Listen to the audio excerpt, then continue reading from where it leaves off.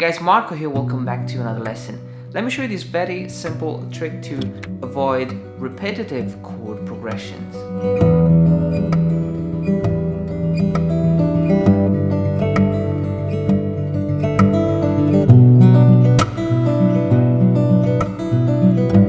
You see guys, when you play a chord progression, you want to make sure that you always add dynamics and layers to the chord progression so that it doesn't sound boring.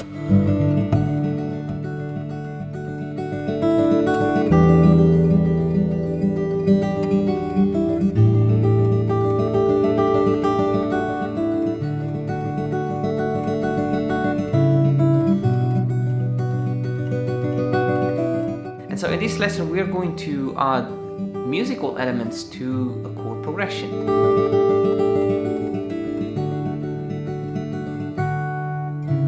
So we're going to start by picking up chords that really inspire you.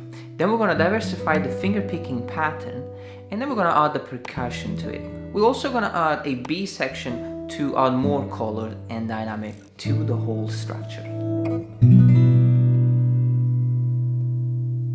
You can get the tab and support this channel, check my Patreon page, and subscribe to the channel if you want to keep up with all the upcoming lessons. Now, let's get started, let's have a close-up, and let me show you how to play these beautiful chords. Now guys, the very first step is that you want to find chords that inspire you. And what I mean by that is just find chords that resonate with you and with the chord progression and the song you want to play. For this example, we're going to play a B minor add 9, which is on the A string fret number 2, and then 4, 4, 3, and open. Beautiful sounding chord. The second one is a G major 7, and I really like this voicing. So the low E string fret number 3, nothing on the A string, D and G string fret number 4, the B string open, and the top E string fret number 2. The E minor 7, very basic chord, open 2, 2, open 3, open. And back to the G, we're gonna play a G add 9, which is low E string fret number 3, nothing on the A, the D string open, the G string fret 2, the B string fret number 3, and the top E string open. So first step, find beautiful chords. I really love these chords. You can strum them or use the finger picking technique. This sounds beautiful. Now once you have the chord, if you start playing like this,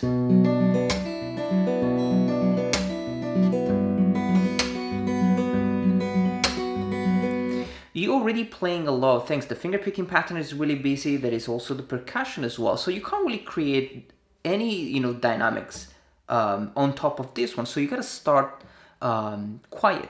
And for example, we could either just pick the chord one time, 1, 2, 3, 4, and just let it ring out.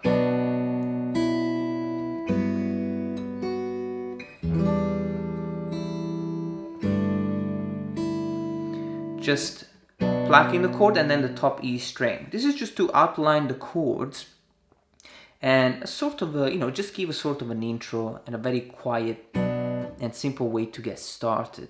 Now once you have that, you can also break down the finger picking pattern. For example, one thing that I really like to do is this one. 3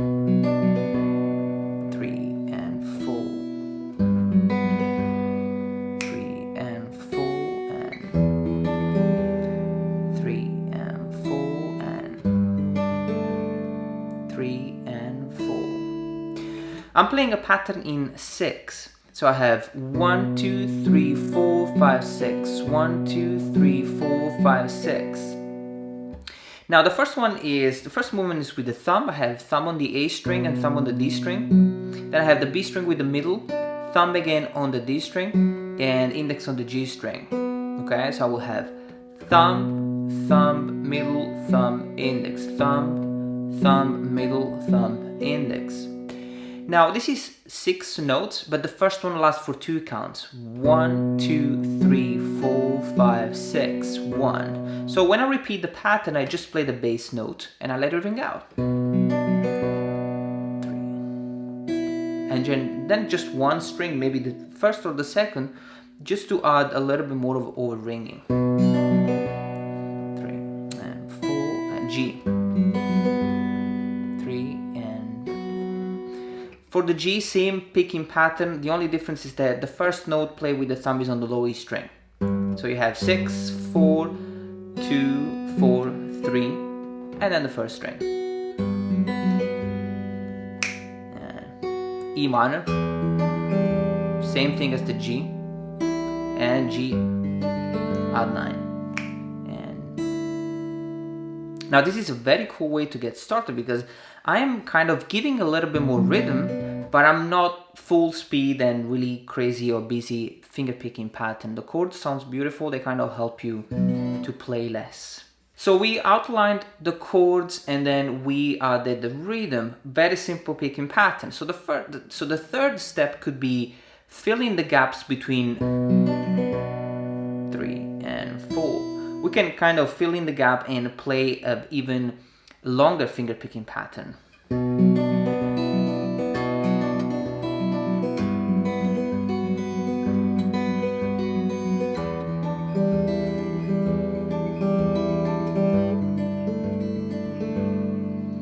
Now we already learned the first 6 movements, and then we have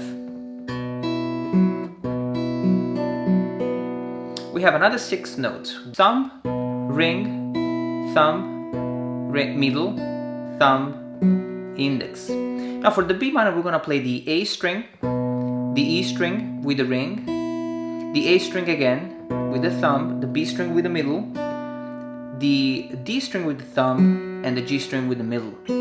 So I have thumb, ring, thumb, middle, thumb, index.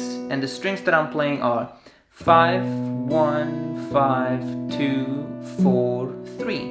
It's 6 movements. 1, 2, 3, 4, 5, 6. And combined with the first one, it will sound like this slowly. So it's 1, 2, 3, 4, 5, 6. 1, 2, 3, 4, 5, 6. Now you play this pattern on the B minor add 11 chord, but for the G it's the same. Just remember that the bass, so the thumb is now on the low E string, but the rest of the pattern is the same. So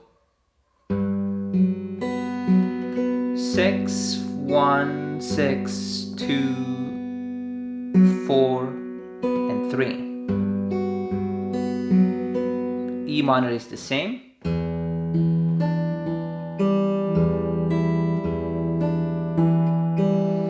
And for the G add 9 is the same.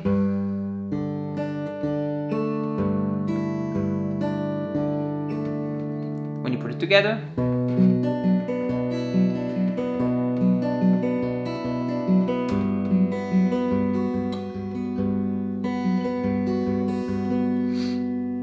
so just start slowly, okay? Just break it down as we did it, and then add the second pattern. Now that we have the full pattern, we can also add the percussion if you want. So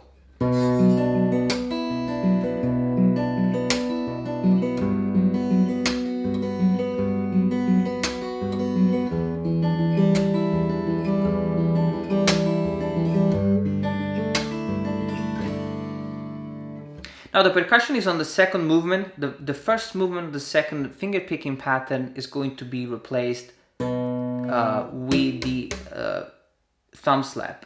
So I will have 1, 2, 3, 4, 5, 6. This is the first pattern, is the same, and then 1, which is the thumb slap, and then 2, 3, 4, 5, 6. 1, 2, 3, 4, 5, 6. 1, 2, 3, 4, 5, 6. So the finger picking pattern is the same. We're only replacing the the plucking thumb with the thumb slap. The thumb slap is a very basic acoustic technique, acoustic guitar technique. You want to slap the string, strike the string with the thumb. You always want to strike the same string as the bass note. So for the B minor, you want to strike the 5th string. Now for the G, you want to strike the low E string.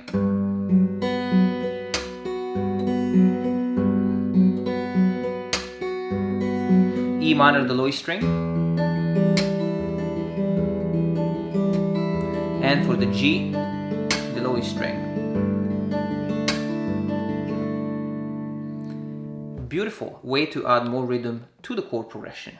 So guys, we have a lot going on here. We outlined the chords, and then we added a very simple finger picking pattern. Then we completed the finger picking pattern, and then we added the percussion. Now it's time to change vibe. And one thing that is going to help you to structure a song effectively is to add obviously something else. So I was playing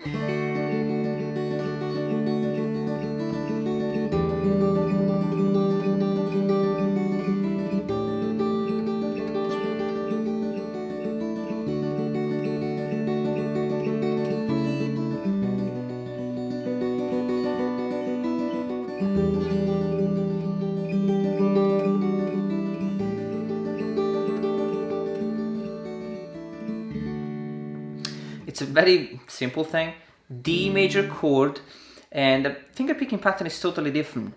We're playing 3 notes, 1, 2, 3, 1, 2, 3, 1, 2, 3, 1, 2, 3, okay? And it's a thumb and ring to start with, and then the middle, and then the index.